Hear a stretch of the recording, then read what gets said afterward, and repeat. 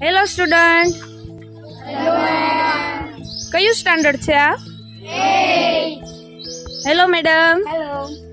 કયો સબ્જેક્ટ છે? આજે અમે સાયન્સમાં એક પ્રયોગ કરી રહ્યા છીએ. હા, શેનો પ્રયોગ છે? તમે ઘણીવાર જોયું છે કે વનસ્પતિના અમુક ભૌતિક ભાગો, જેમ કે વનસ્પતિના પર્ણ, એના મળ, જેના વનસ્પતિના મૂળ વગેરે હોય છે એ, અને એ સિવાય ઘણા બધા પ્રાણીઓને સડતા તમે જોયા છે. પણ અમુક સમય પછી કેવું થાય તો કે એ પ્રાણી ત્યાંથી ગાયબ થઈ જાય છે. એનું કારણ શું? તો કે એ જે પ્રાણી અને વનસ્પતિના ભાગો છે ને એ વિઘટન પામે છે. શું થશે તો કે સમય જતા એમાં એક સૂક્ષ્મ જીવો લાગશે, જેના કારણે દરેક વનસ્પતિ અને પ્રાણીના ભાગો છે સડી જાય છે.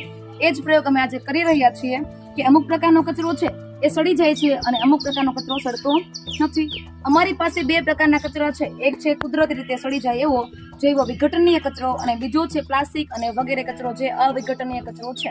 અરે વાહ. આ છે જૈવ વિઘટનીય કચરો, છે જૈવ અવિઘટનીય કચરો. ઓકે. આ બંને કુંડામાં માટી ભરી એનું કારણ શું મેડમ? આ બંને કુંડામાં એક કુંડું છે, આ છે જૈવ વિઘટનીય કચરો અને આ છે જૈવ અવિઘટનીય કચરો. આ કુંડામાં એવો કચરો છે જે અમુક સમયમાં સડી જશે, એટલે કે એ જૈવ વિઘટનીય કચરો છે. અને આ કુંડામાં એવો કચરો છે જેને લાંબા સમય થાય છે તો પણ સડતો નથી, એટલા માટે અવિઘટનીય કચરો છે.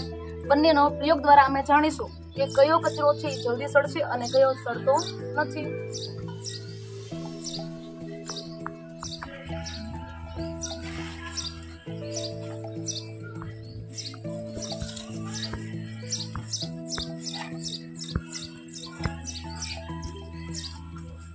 હવે બંનેમાં ફરીથી માટી નાખી દઉં.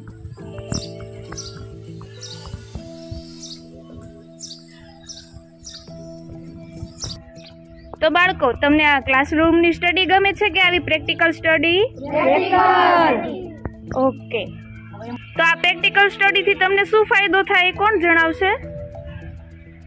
મેડમ, આ પ્રેક્ટિકલ સ્ટડી થી અમને લાંબા સમય સુધી અને ઝડપથી યાદ રહે છે. અરે વાહ, વેરી ગુડ. હવે આમાં બેમાં પાણી નાખવું.